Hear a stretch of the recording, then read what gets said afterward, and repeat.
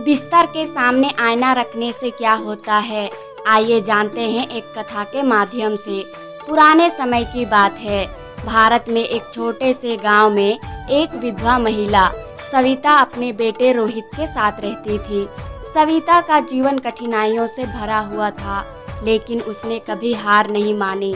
अपने पति की मृत्यु के बाद उसने अपने बेटे की परवरिश में कोई कसर नहीं छोड़ी।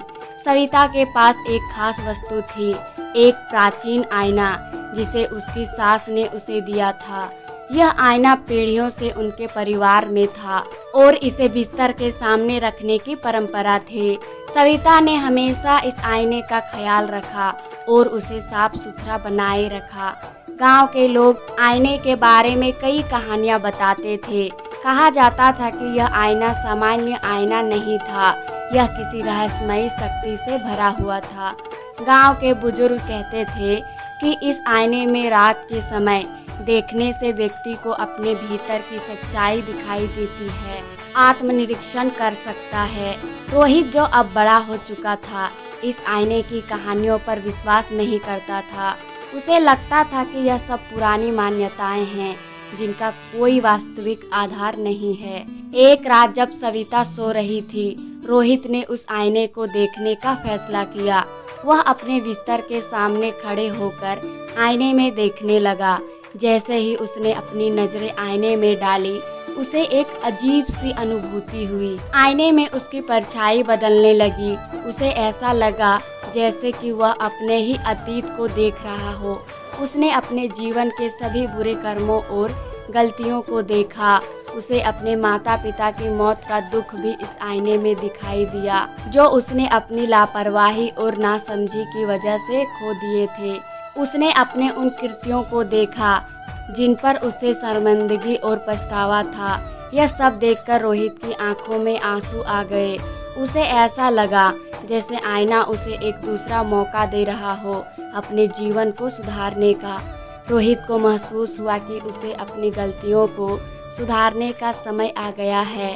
उसने अगले दिन से ही अपने जीवन को बदलने का निर्णय किया। उसने अपनी माँ की मदद करना शुरू किया और गांव के लोगों के साथ अच्छे संबंध बनाए। उसने अपने अंदर की नकारात्मकता को बाहर निकाल फेंका और एक नया जीवन शुरू किया। धीरे धीरे रोहित गांव के लोगों के बीच सम्मानित हो गया और सब उसे एक अच्छे इंसान के रूप में पहचानने लगे। सविता जो अपने बेटे की इस बदलती हुई आदतों को देख रही थी, वह बहुत खुश थी। उसे गर्व था कि उसका बेटा अब एक जिम्मेदार और मेहनती इंसान बन गया है। एक दिन उसने रोहित से पूछा कि उसने अचानक यह बदलाव कैसे किया। रोहित ने अपनी माँ को आईने में देखी हुई सच्चाई के बारे में बताया। सविता ने मुस्कुराते हुए कहा, यह आईना हमारी आत्मा का प्रतिबिंब है, हम अपने जीवन को सही दिशा में ले जा सकते हैं। सविता और रोहित की कहानी गांव में बहुत मशहूर हो गई। लोग इस कहानी को सुनकर अपने जीवन में आत्मनिरीक्षण करने लगे। बिस्तर के सामने आईना लगाने की परंपरा और भी मजबूत हो गई। गांव के लोग मानने लगे कि यह आईना सिर्फ एक वस्तु नहीं, बल्कि एक माध्यम है जो उन्हें अपनी गलतियों का एहसास दिलाता है और सुधार की प्रेरणा देता है। इस कहानी का संदेश साफ था, आत्मनिरीक्षण और आत्मसुधार हमारे जीवन को बेहतर बना सकते हैं। बिस्तर के सामने आईना लगाना एक प्रतीकात्मक संकेत है जो हमें हमारी सच्चाई से रूबरू कराता है। जब हम अपनी गलतियों को स्वीकार कर उन्हें सुधारने का प्रयास करते हैं, तो हम अपने जीवन को सही दिशा में ले जा सकते हैं। कुछ साल बाद गांव में एक और घटना घटी। गांव के मुखिया ठाकुर रघुवीर सिंह के घर में चोरी हो गई। चोरों ने उनके घर से बहुत सारी कीमती चीजें चुरा ली। ठाकुर साहब ने पूरे गांव में घोषणा कर दी कि जो भी चोरों को पकड़ने में मदद करेगा, उसे वह इनाम देंगे। सभी गांव वाले चिंतित थे और इस समस्या का समाधान ढूंढने लगे थे। एक दिन रोहित ठाकुर के घर गया और उसने कहा, ठाकुर साहब, मुझे एक तरीका पता है जिससे हम चोरों को पकड़ सकते हैं।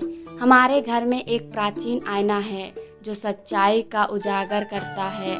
अगर हम उस आईने को आपके घर में रखते हैं तो हमें चोर का पता चल सकता है। ठाकुर साहब की रोहित की बात पर संदेह हुआ, लेकिन उन्होंने सोचा कि एक बार कोशिश करने में कोई हर्ज तो नहीं है। उन्होंने रोहित से कहा कि वह अपने आईने को उनके घर लाए।